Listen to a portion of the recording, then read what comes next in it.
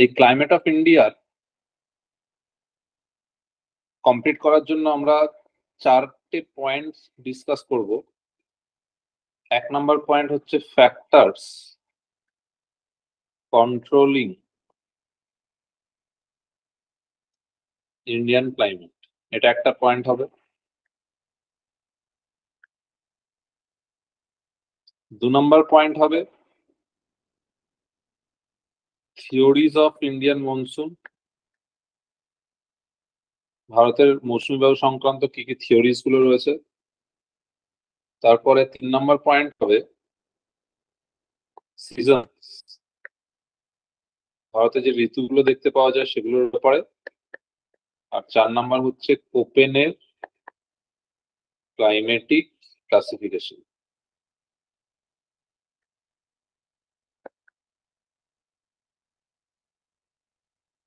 এই 4টে পয়েন্ট ধরে আমাদের ক্লাইমেট টপিকটা শেষ হবে।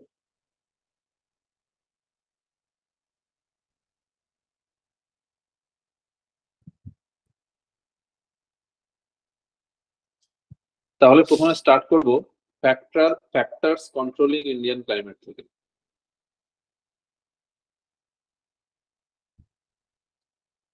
তাহলে ভারতের জলবায়ুকে এমন কোন কোন বিষয় আছে যেগুলো নিয়ন্ত্রণ করে, এক এক করে বলতে থাকো। Factors controlling Indian climate.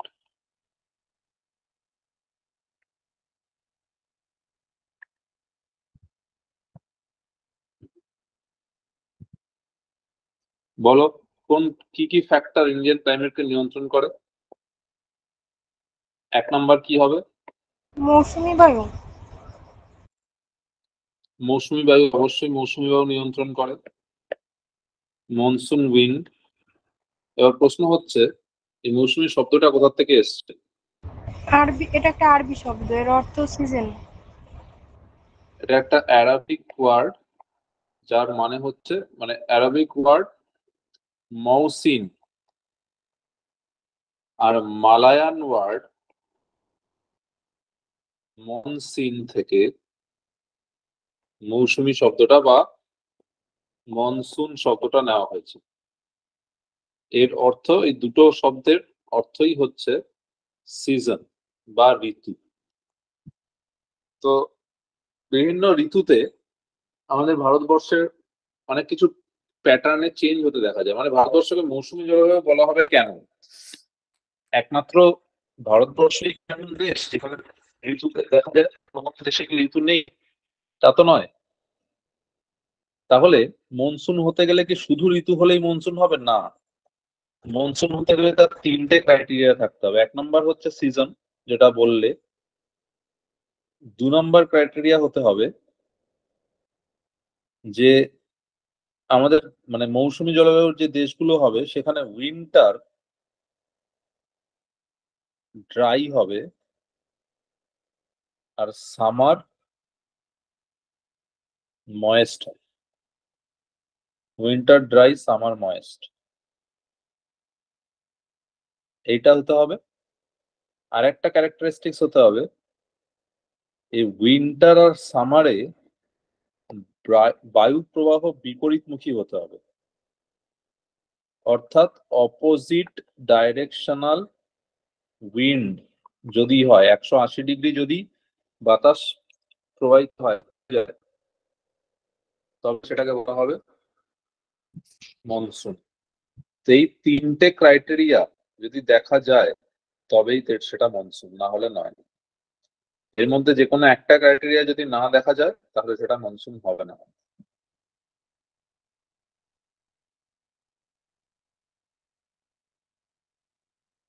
ওকে,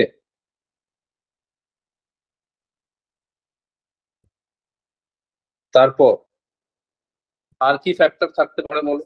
সেকেন্ড, 1 নম্বর ফ্যাক্টর হলো। 2 নম্বর ফ্যাক্টর কি হবে? মৌসুমী জলবায়ু হতে গেলে আর কি ফ্যাক্টর হতে হবে?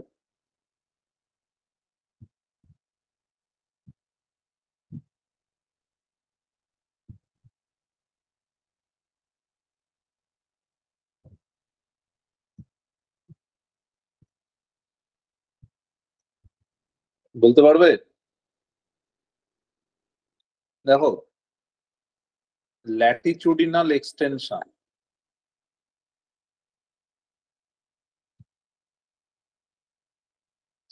ল্যাটিচুডিনাল এক্সটেনশন বলতে কি বোঝাচ্ছে? ভারতের যে বিস্তার, ভারতবর্ষের বিস্তার কত থেকে কত? ল্যাটিচুডিনাল লোকেশন বলতে পারবে ভারতের অক্ষাংশগত বিস্তার কত থেকে কত? ধরো না এটা ভারতবর্ষ, এর দক্ষিণ থেকে যে ল্যাটিটিউড গেছে আর উত্তর থেকে যে ল্যাটিটিউড গেছে, এদের ভ্যালু কত বলো?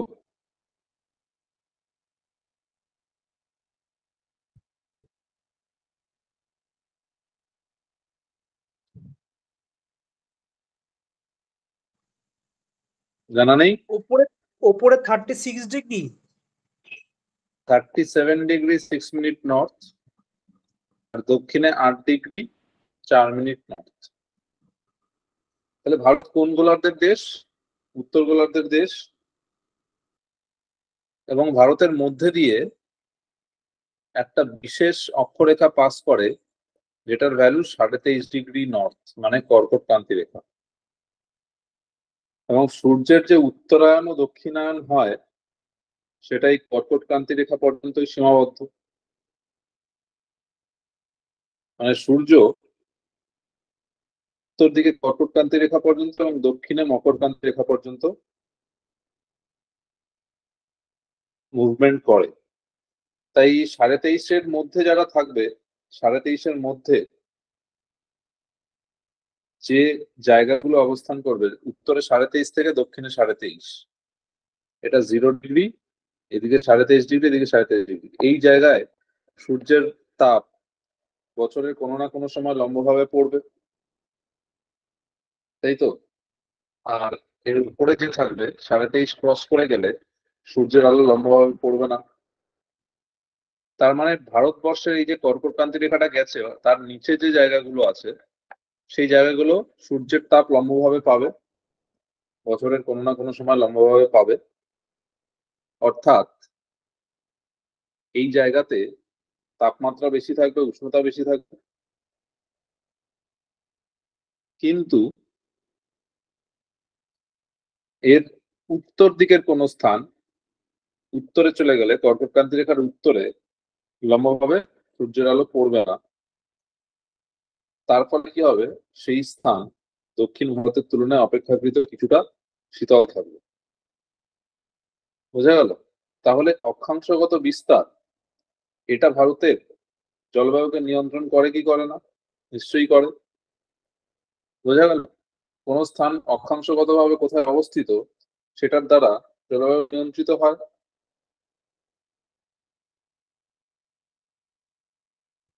বোঝা গেছে?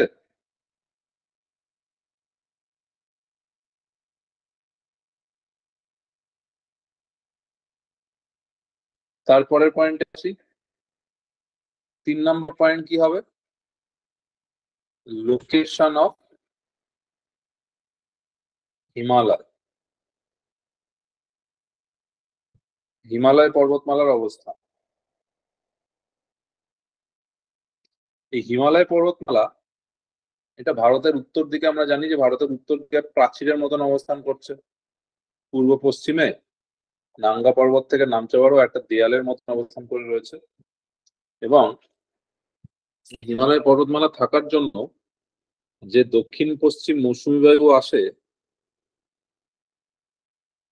সেটা ভারতবর্ষে প্রবেশ করে, করে যখন ভারতের ওপর থেকে ক্রস করে যায়, তখন এই হিমালয় পর্বতমালায় বাধা পেয়ে বৃষ্টিপাত ঘটাতে বাধ্য হয়।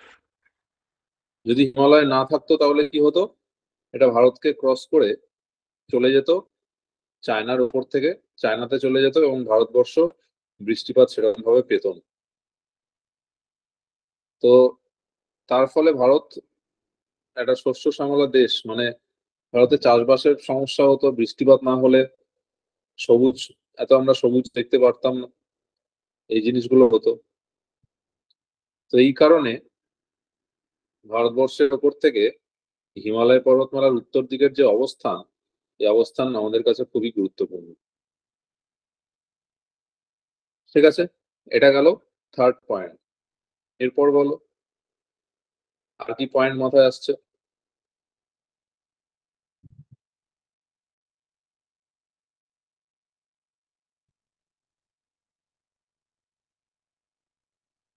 আর কিছু পয়েন্ট হবে কি?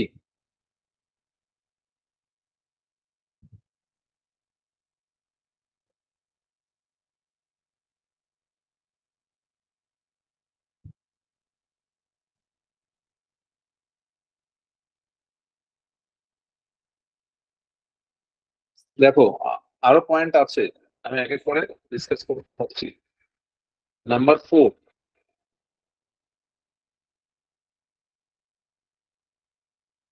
অল্টিটিউড মানে উচ্চতা।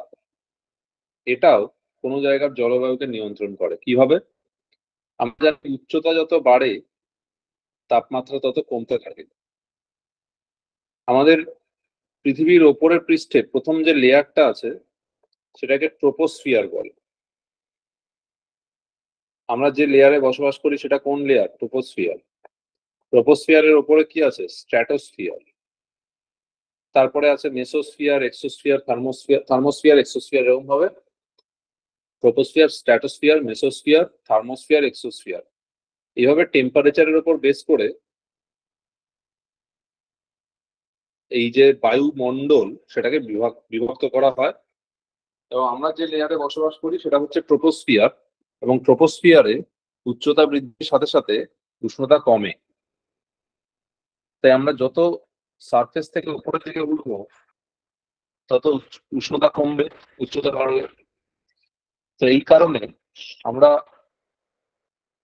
পাহাড়ের নিচের দিকে থাকলে মানে সমভূমিতে যা টেম্পারেচার পাই, পাহাড়ের ওপর উঠলে টেম্পারেচার কমে যায়। এর দ্বারা কি হয়, আমরা আমাদের ভারতবর্ষে যে পার্বত্যময় যে দেশগুলো আছে সেই দেশগুলোতে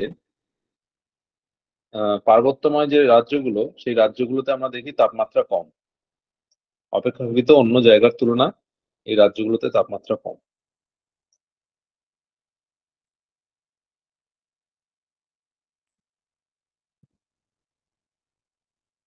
ঠিক আছে,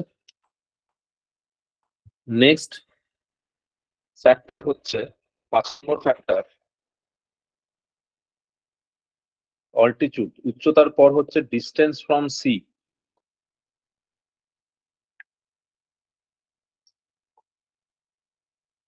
সমুদ্র থেকে যত দূরত্ব বাড়ে উষ্ণতা তত কি হয়?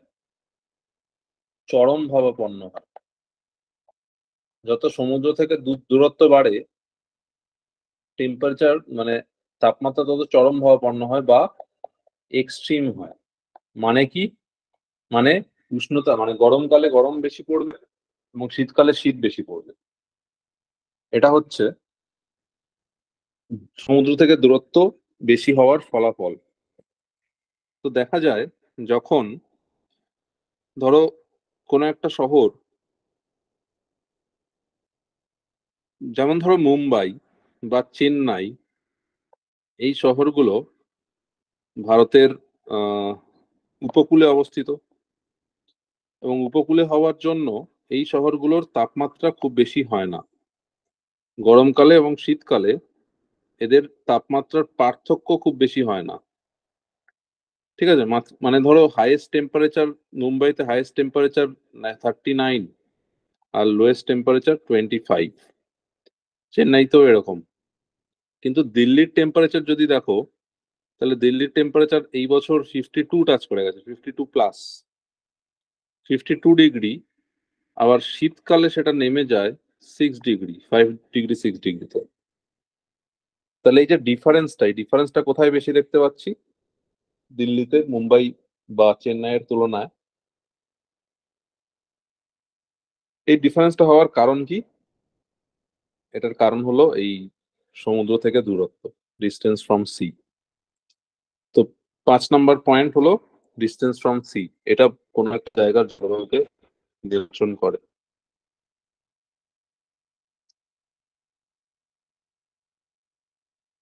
নম্বর পয়েন্ট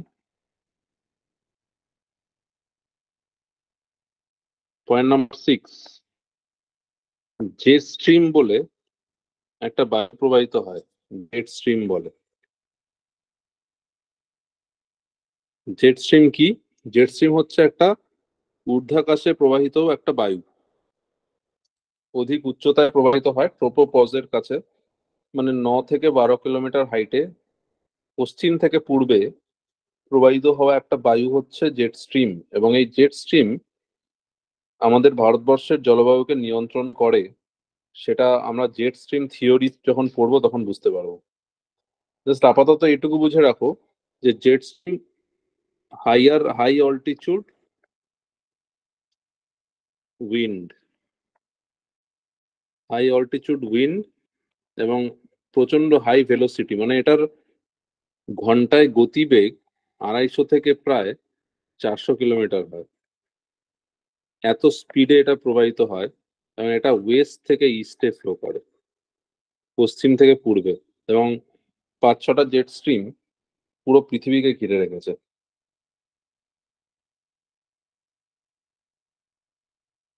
এবার এই জেট স্ট্রিম ভারতের উপর কি প্রভাব ফেলে সেটা আমরা জেট স্ট্রিম থিওরিতে জানবো।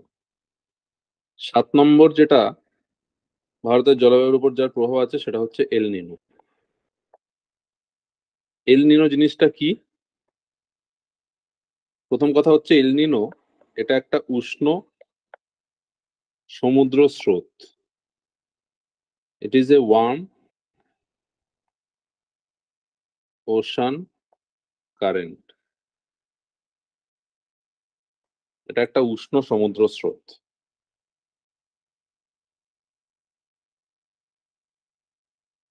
ঠিক আছে। সেকেন্ড পয়েন্ট, এটা কোথায় দেখা যায়? এটা দেখা যায় southern Pacific Oshane. Southern Pacific ocean, সমুদ্র মানে দক্ষিণ প্রশান্ত মহাসাগরে দেখা যায়। 3 নম্বর পয়েন্ট, এল নিনো এটাকে, এটার অর্থ, এটা স্প্যানিশ ভাষার থেকে আসা একটা শব্দ। It is a Spanish word যার মানে দা বয়। এল নিনো শব্দটার অর্থ হচ্ছে দা বয়। এবং এই এল নিনো যখন দেখা যায় তখন অস্ট্রেলিয়া থেকে সাউথ আমেরিকার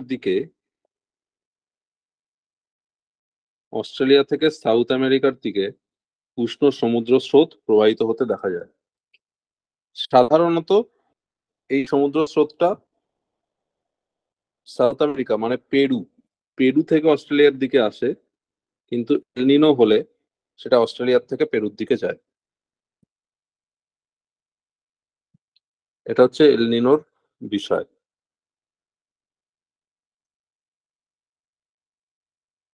ঠিক আছে, বাদ বাকি আর কিছু সেরকম ভাবে দরকার নেই।